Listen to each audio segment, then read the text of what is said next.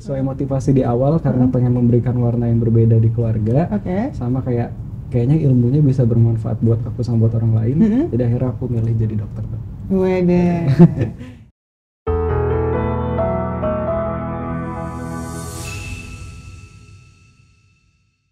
Lovely people semuanya, balik lagi sama saya Reza Broto Asmoro.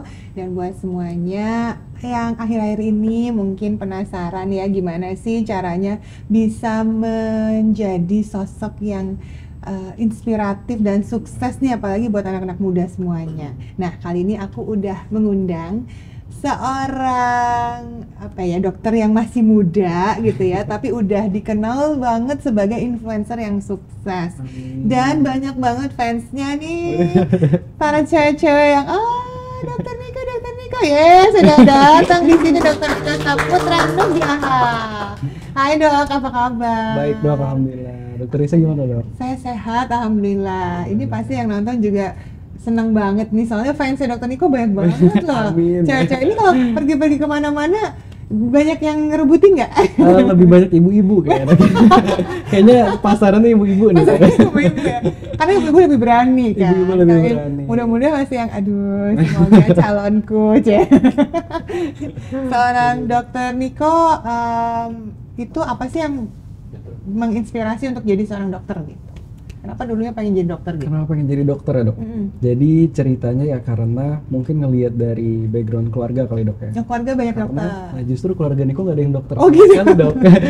Itu jadi salah satu inspirasi Niko kayak di keluarga Niko tuh hampir semuanya, bahkan dari keluarga inti ataupun keluarga yang di luar, rata-rata tuh pekerja swasta. I see. BUMN gitu. Nggak ada sama sekali dokter. Ada sih beberapa kayak sepupu Niko tes dokter tapi nggak rezeki, nggak tembus. Terus kayak kok Niko pengen ya jadi dokter, pengen ngasih warna di keluarga. Dan akhirnya coba untuk tes kedokteran, ternyata lulus. Tapi memang ada tantangannya kemarin saat Niko tes, nggak tes sih, lewat jalur undangan. Terus Niko tes juga yang ke swasta, dua-duanya itu lulus. Nah, terus akhirnya pilih yang mana? Akhirnya Niko memikirkan tadi sesuai motivasi di awal karena pengen memberikan warna yang berbeda di keluarga. Sama kayaknya ilmunya bisa bermanfaat buat aku sama buat orang lain. Jadi akhirnya aku milih jadi dokter. Waduh. Terus habis itu bisa berhasil lulus, ini berarti sarjana kedokterannya ya? Betul. Cepat banget 3,5 tahun. Asli juga, kita tes 3,5 tahun dong. Ini apa yang memicu? Biasanya cowok-cowok tuh suka maunya lambat-lambat aja sih. Tapi kenapa kok mau bisa cepat gitu? Karena mungkin ikut bukan dari keluarga yang benar-benar orang tuanya bisa kasih biaya banyak gitu-gitu. Jadi Niko termotivasi juga karena biayanya juga cukup lumayan. Jadi Niko termotivasi kayak, aduh, gue nggak boleh nyusahin orang tua nih. Gue gimana pun caranya harus cepet lulus. Yang penting biaya UKT itu nggak nombok gitu. Apapun caranya harus cepet lulus dan jangan sampai remedial deh. Gitu. Itu kayak motivasi paling jos ya. Paling jos karena itu motif loh. ekonomi ya kan. Motivasi iya. Pokoknya jangan sampai memberatkan orang tua. Betul. Udah biayanya gede kan harus cepat lulus ya, bertanggung jawab. Ini berarti calon-calon masa depan sebagai kepala keluarga yang bertanggung jawab, Oke, sekarang Dokter Niko ini ternyata sudah mengambil sertifikasi Medical Record Management. Betul. Di salah satu universitas Malaysia gitu ya. Bisa diceritain nggak kenapa sih kok ngambil sertifikasinya Medical Record Management? Jarang banget kan itu sebenarnya. Betul. Jadi itu tuh waktu pas Niko lagi koas Dok ceritanya. Jadi setelah kelar koas kita kan ada jeda untuk ujian nasionalnya gitu, buka MPPD. Nah ada jeda sekitar waktu 5 bulan. Terus pas banget di Universitas Niko tuh lagi buka program student exchange. Nah ialah dia ngebuka ada pilihan beberapa negara. Terus coba Niko ikutan, ternyata Niko lulus di Malaysia. Jadi sebulan di sana memang programnya khusus ke medical record. Ya udah Niko ikutan dan lumayan Dok dapat sertifikasi itu juga buat pengalaman Niko juga. Tapi terlepas dari itu Niko sebenarnya lebih ke pengalaman karena bisa interaksi sama mahasiswa kedokteran di Malaysia. Di luar gitu negeri sih. jadi banyak teman juga ya. Jadi banyak teman kayak pertama kalinya ternyata kedokteran di Malaysia dari cara culture-nya aja udah beda nih sama kita. Jadi sharing-sharing gitu-gitu sudah lebih pengalamannya di sana. Lebih banyak koneksi juga. Gitu. Tapi ini ilmu medical record ini termasuk salah satu yang sering disepelekan soalnya sama tenaga medis nih. Padahal ini harus dan wajib Tuh. Dan harus rapih, dan ini penting banget tertata dengan baik, karena ini bisa jadi salah satu andalan ya yang Iya. dibutuhkan kalau misalnya amit-amit gitu kejadian satu masalah gitu Betul. dengan pasien gitu kan ya. Dan itu terjadi di barusan ini dok, lagi tuh? viral di rumah sakit, kalau nggak salah di Batam, gara-gara udah beberapa tahun yang lalu kakaknya meninggal, terus dia menuntut rumah sakitnya, tapi rumah sakit gak mau kasih identitas ya karena medical record. Oke, Kan itu kan ya tertutup identitas ya. pasien, betul. Nah itu lagi viral tuh dok, baru beberapa tuh, segitunya penting medical record.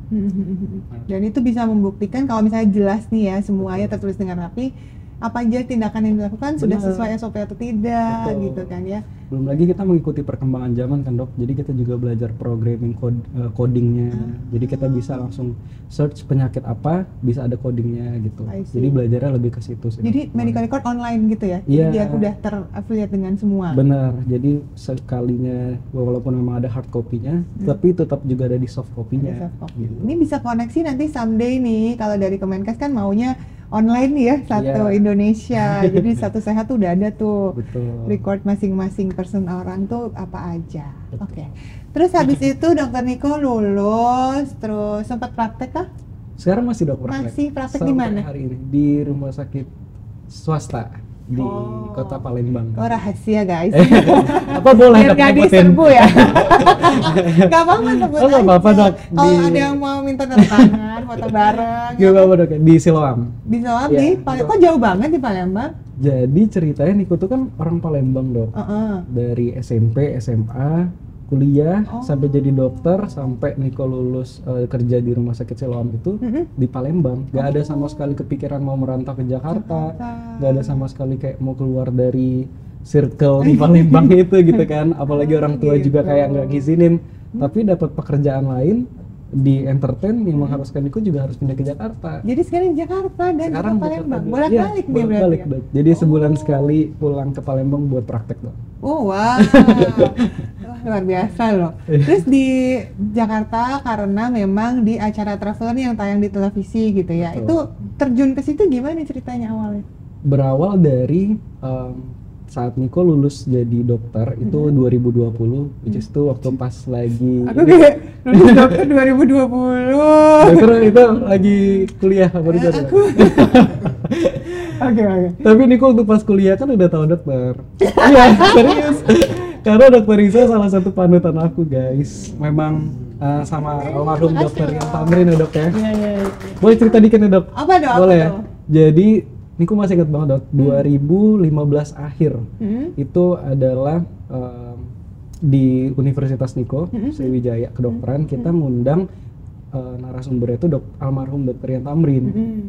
Niko tuh udah tahu acara dokter Rian Tamrin, ialah hostnya juga dokter kan dok saat itu. Jadi dokter Reisa sama almarhum dokter Rian Tamrin itu udah merupakan salah satu sosok motivasi dan kayak inspirasi Niko banget. Ini jujur dok, no gimmick ya dok, beneran no gimmick. Kalian bisa lihat cek di dulu ada aplikasi ASFM kan dok. SFM, Iya, itu lagi hype-hype banget.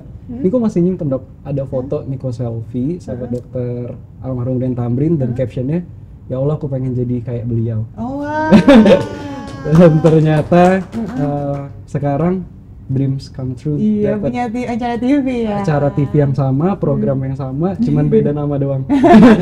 Makanya Seru banget. itu jadi kayak wah, ternyata mimpi itu kalau kita ada pengen dan kita berjuang, fighting, Berani pasti akan ada mencoba. jalan ya, berani mencoba dok. Nah, balik ke pertanyaan dokter Reisa tadi, jadi berawal dari 2020 Niko tamat jadi dokter, saat itu pertama kalinya COVID dok. Iya. Jadi dokter yang baru lulus belum boleh kerja Oke. karena masih banyak nakes yang meninggal. Iya. Nah saat itu kita udah lulus, kita kan nganggur dulu dok, nunggu STR, terus plus nganggur karena COVID juga, belum bisa kerja, itu istilahnya kan belum internship kan dok itu.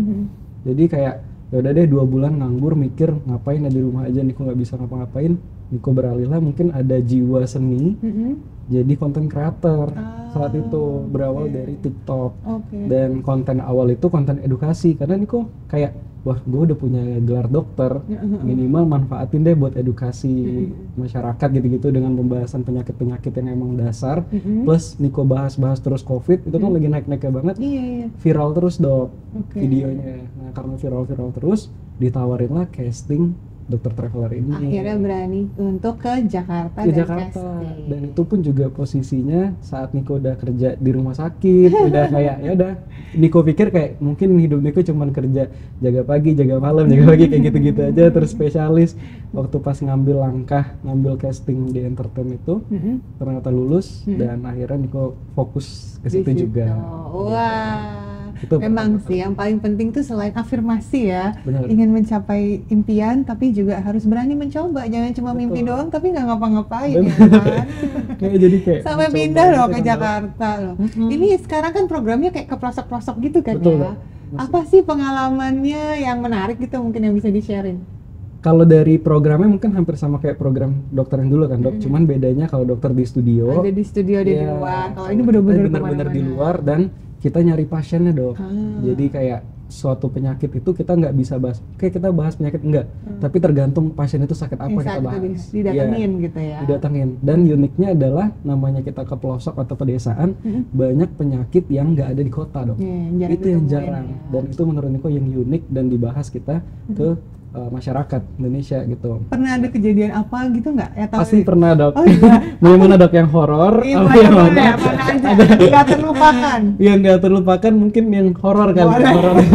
Kok Karena itu bener-bener siap-siap ya, Bang Pipa? bener-bener ada bukan trauma sih, kayak waduh ini jangan Ngalamin sampai sendiri, deh. Sob. Ngalamin sendiri. Apa tuh? Ngapain? Jadi Ada Niko ada di Dieng, tapi bukan di Diengnya dok, di Oke. dalamnya lagi. Jadi Oh, dari kedalamannya. Dieng kita ke dalam lagi, kayak Heeh. jangan berharap kita syuting di kota, itu nggak pernah. Kita beneran syutingnya di pedalaman dok, jadi itu challenging banget dok. Di Dieng saat itu lagi udah mau maghrib. Oke. Udah mau maghrib. Nah Niko tuh lupa sholat asar. Oke. Jadi Niko minta break dulu sama kru kan. Break dulu, gue sholat dulu asar. Nah ada musola agak lumayan jauh, sekitar 1 kilo kayak gitu kan. Udah Niko jalan dulu cepet-cepet lari karena udah beberapa menit lagi mau maghrib. Udah pas Niko mau masuk, terus ada bapak-bapak yang keluar kayak dia udah lagi mau ngunci musola karena kan mau nunggu maghrib kan. Terus Niko bilang, Pak bentar aku mau sholat asar. Oh iya udah silakan. Niko logikanya ya udah dia mau ngunci pintu kan, berarti nggak ada orang. Niko ngambil air wudhu, pas ke dalam, terus saf yang cewek di belakang tuh ada satu cewek lagi kayak apa ya tul, tapi diem aja. Dia tuh nggak mau ngelihat kanan kiri, cuman ke bawah kayak gini, mukanya nggak kelihatan. Dia merinding lagi nih dok. Jadi waktu pas Niko masuk, oh ada orang. Niko masih nggak ngeh nih kalau itu tadi tuh bapak itu tuh udah mengunci pintu, kalau itu nggak ada orang. Jadi pas Niko masuk, ya udah Niko santai aja kan, tujuan mau sholat. Tapi waktu pas sholat, pas baru rakaat pertama udah kayak kok Merinding. beda ya auranya, kok kenapa ya, ada apa nih maksudnya kayak, dan ya namanya juga daerah orang kan, apa ya udah deh Niko coba nggak mau lihat belakang, dalam hati Niko tadi kayak sholat tuh fokusnya kayak pas lagi ruku pun Niko ngejem aja nggak mau lihat ke belakang gitu dok, kayak udah ketakutan sendiri. Pas udah selesai assalamualaikum, dan wanita itu masih dengan posisi yang sama dok, nggak bergerak sama sekali dan mukanya tuh kayak gini, tapi nggak kelihatan mukanya kayak gimana. Terus Niko kayak udah kan udah bersifat kayak bodo amat, santai. Niko nggak boleh takut ya betul, karena kalau makin takut nanti takut diganggu apa gimana nggak tahu. Keluar pas ketemu bapak-bapak yang tadi mau ngunci, Niko tanya, Pak di dalam tadi ada ibu-ibu ya? Hah nggak ada, kan saya kan tadi mau ngunci. Pak serius? Kata iya, katanya nggak ada orang siapa-siapa. Akhirnya Niko udah coba diem, lanjutin syuting tapi udah nggak boleh fokus. Lanjutin syuting, ya karena udah mau gelap kan dok. Jadi udah selesai dulu syutingan, keluar dulu dari daerah situ, baru Niko cerita ke kru, langsung heboh. Serius dok, serius, iya. Nah itu jadi pengalaman serem yang nggak, wow. Gitu ya, bener-bener. Tapi untungnya nggak digangguin ya, Nggak digangguin dok. ditakut-takutin. Believe it or not ya dok, ya Niko nggak tahu itu Karena terlepas mungkin itu ini, beneran. mungkin karena memang tujuannya baik mau sholat beneran. Jadi nggak digangguin. Mungkin dok, jadi kayak ya udahlah pengalaman aja jadi cerita. Nggak tahu deh. Bisa ya kayak gitu ya. Makanya dok, itu ya namanya daerah orang kan Iya, dok, benar, kita juga jadi penting harus jaga. menjaga. Bener.